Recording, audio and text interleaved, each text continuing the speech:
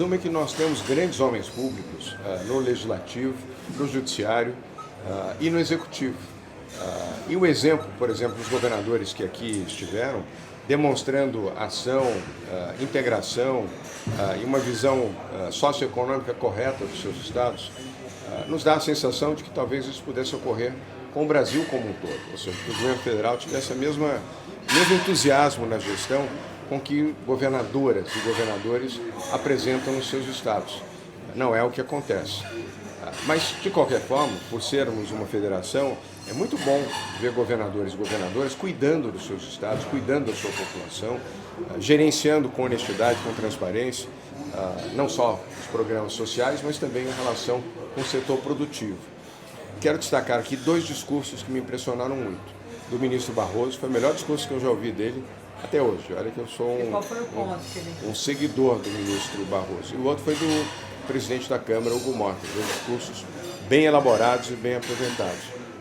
Do ministro Barroso foi do ponto de vista da segurança jurídica, a importância que o papel que tem o Supremo Tribunal Federal na consolidação da Constituição, na proteção da Constituição e nas garantias básicas, não só para a cidadania, mas também para que investidores nacionais e internacionais tenham confiança de que há segurança jurídica no Brasil, porque tem um garantidor, e esse garantidor é o Supremo Tribunal Federal, que garante que a Constituição será cumprida e as regras serão mantidas.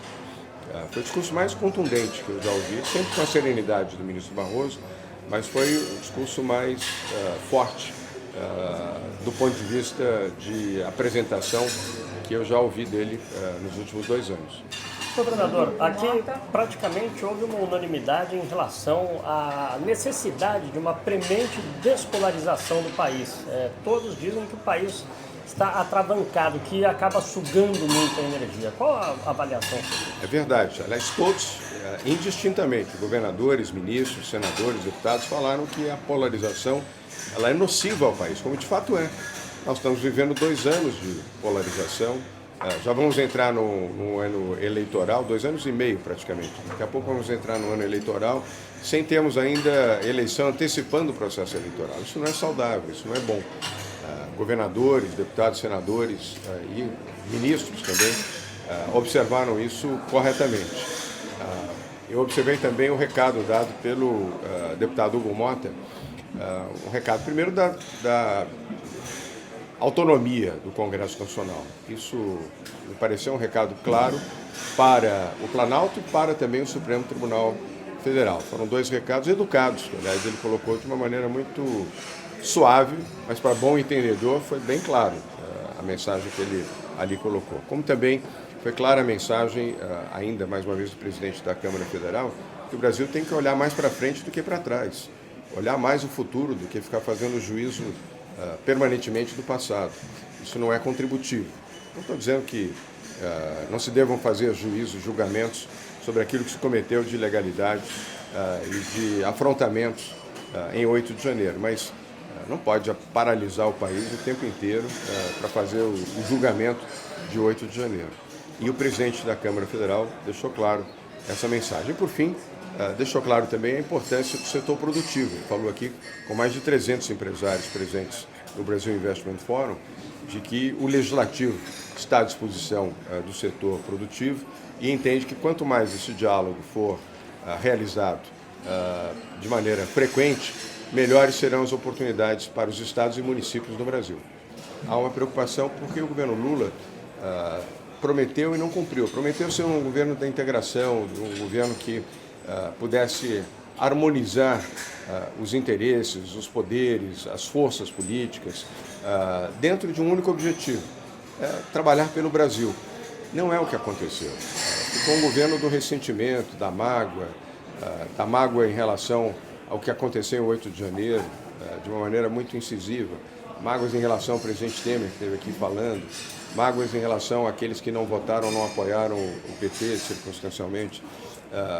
Não era isso que se esperava do presidente Lula. Esperava-se que ele pudesse ser o grande líder governando o Brasil para todos. Ainda há tempo. O presidente Lula ainda tem 1 ano e meio de mandato pela frente. Ele ainda pode mudar e melhorar este sentimento.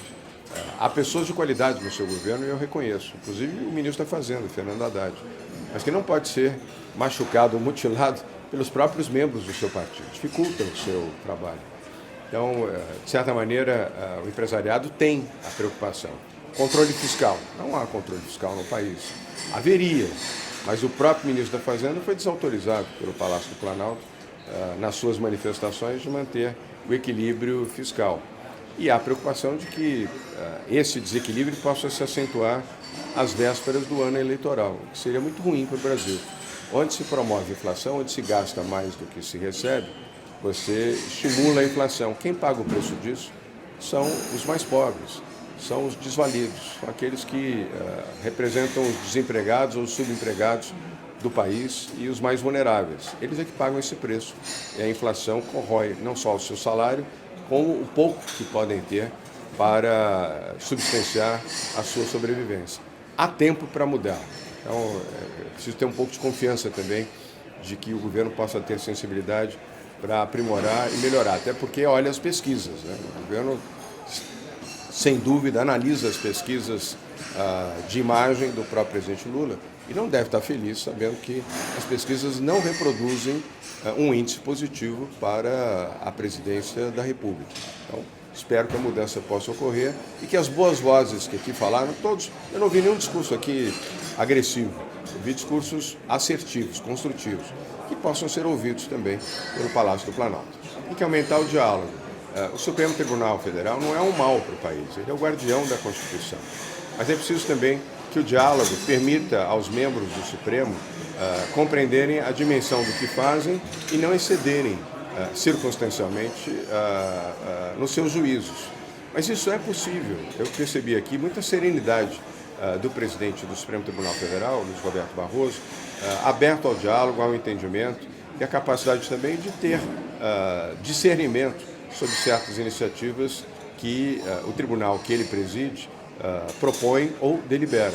E o mesmo em relação ao Legislativo. O presidente da Câmara, que é a terceira figura da República, também demonstrou muito apreço pelo diálogo e pelo entendimento. Da mesma maneira, o Procurador-Geral da República, se é uma pessoa que eu tenho tido admiração pela forma equilibrada com que se apresenta, com que enuncia as suas posições, uma posição delicadíssima que ele tem neste momento, é o Procurador Paulo Gonet, que demonstra com equilíbrio o bom senso que se espera da Justiça. E de governadoras e governadores, aquilo que eles já têm demonstrado, equilíbrio, diálogo e ação efetiva para o desenvolvimento econômico e social dos seus estados.